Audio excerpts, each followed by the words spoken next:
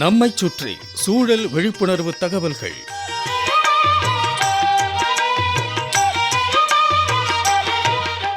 அன்புள்ள விக்னேஷ் அவர்களுக்கு உங்கள் மாணிக்கம் எழுதும் மடல். நலம் நலமறிய ஆவல்.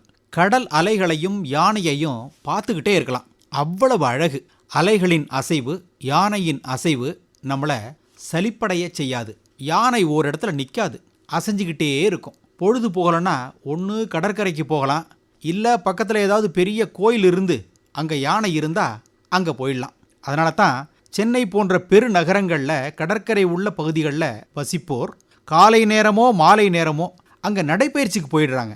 கடற்கரையில் கொஞ்ச நேரம் உட்காந்து கடல் அலைகளை பார்த்துட்டு ரசிச்சுட்டு வருவாங்க. இயற்கையை ரசிப்பது நல்லது தானே.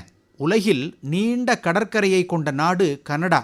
இங்கு கடற்கரையின் மொத்த தூரம் 2,02,080 கிலோமீட்டர்.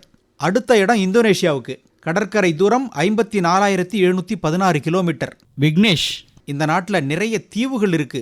சுமார் 18,307 தீவுகளாம். கடற்கரை அதிகமுள்ள 3வது நாடு கிரீன்லாண்ட், 44,087 கிலோமீட்டர். அடுத்த இடம் ரஷ்யாவுக்கு, 37,633 கிலோமீட்டர் தூரம் கடற்கரை. அப்புறம் பிலிப்பைன்ஸ் 36,289 கிலோமீட்டர். Japan 29,751 kilometre. ஆஸ்திரேலியாவில் 25,760 கிலோமீட்டர் தூரம் உள்ள கடற்கரை இருக்கு. நம்ம இந்திய நாட்டுக்கு 20வது இடம். நம்மகிட்ட 7,516 கிலோமீட்டர் தூரம் கடற்கரை இருக்கான். கடற்கரை என்பது பொழுதுபோக்கும் இடம் மட்டுமல்ல, அது ஒரு இயற்கை வளம். கடற்கரைனா மீன் பிடிப்போர், அது சார்ந்த தொழில் செய்வோர், அவை தரும் பொருளாதாரம், தொழில், இப்படி நிறைய இருக்கு. அவற்றை வைத்து வளர்ச்சி பெறணும், அபிவிருத்தி பணிகள் நடைபெறணும். பீச்சுக்கு போறேன், காத்து வாங்க பீச்சுக்கு போனேன், வெறும் கவிதை வாங்கி வந்தேன்னு சொல்லக்கூடாது. அதே போல நண்பர்கள், குடும்ப உறுப்பினர்கள் சேர்ந்து கொஞ்சம் இடம்னு கடுதாசியில் எழுதக்கூடாது. சேர்ந்து அளவலாவும் இடம். ஒன்னா கூடும்போது ஆளாளுக்கு ஒரு கருத்தை சொல்லுவோம், கலந்து பேசுவோம், நல்லது கெட்டது பத்தி கருத்து பரிமாற்றம் செய்ய ஒரு வாய்ப்பு.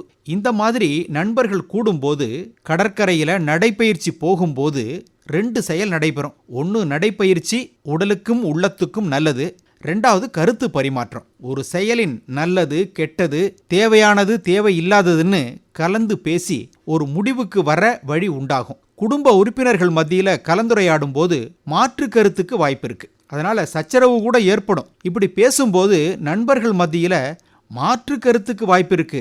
ஆனா சண்டை சச்சரவு ஏற்படாது, ஏற்படக்கூடாது. நண்பர்கள் அப்படின்னாலே உறவை தாண்டியது தானே. அதுல எப்படி சண்டை சச்சரவு, ஈகோ இதெல்லாம் உண்டாகும்? வரக்கூடாது. வேலூர் விக்னேஷ், உங்களுடைய கல்லூரி கால, ஏன் பள்ளிக்கால நண்பர்கள் இன்னும் உங்களுடைய தொடர்புல இருப்பாங்களே? இருக்கணும். இப்பெல்லாம் அந்த காலத்துல கல்லூரியில் ஒன்னா சேர்ந்து படித்தவர்கள்லாம் தாங்கள் படித்த கல்லூரி வளாகத்துல ஒன்று கூடி பேசுற நடைமுறை, ஏன் விழான்னு கூட சொல்லலாம். அந்த மாதிரி விழாக்கள்லாம் நடைபெறுதே. குடும்பத்தோடவோ தனியாகவோ நண்பர்கள் கலந்து கொள்ளும் இந்த விழாக்கள் இப்போ ரொம்ப பிரபல்யம். இந்த மாதிரி கலந்துரையாடும் போதும் நமக்கு நல்ல பல செய்திகள், தகவல்கள் கிடைக்கும். ஆக நண்பர்கள் கூட நடைப்பயிற்சி, அதிலும் கடற்கரையில் போகும்போது 2 விதமான பலன்கள் நமக்கு உண்டுங்கிறத நீங்களும் ஒத்துக்குவீங்க. ஆடு மேய்ச்ச மாதிரியும் ஆச்சு, அண்ணனுக்கு பொண்ணு பார்த்த மாதிரியும் ஆச்சு. இதே போலத்தான் திருமண விழாக்கள். உறவினர்கள் நண்பர்கள் ஒன்று கூடுவோம். அப்போதும் நீ உன் தோட்டத்தில் என்ன பயிர் போட்ட, நான் இந்த பயிர் சாகுபடி பண்ணேன்னு ஓர் அனுபவ பகிர்வு இருக்கும். இப்போ எல்லாம் மெஷின் மாதிரி ஆயிட்டு இருக்கோமே. மனித வாழ்வுக்கு இது நல்லதா கெட்டதா? கேள்வி கேட்பது உங்கள் மடல் மாணிக்கம்.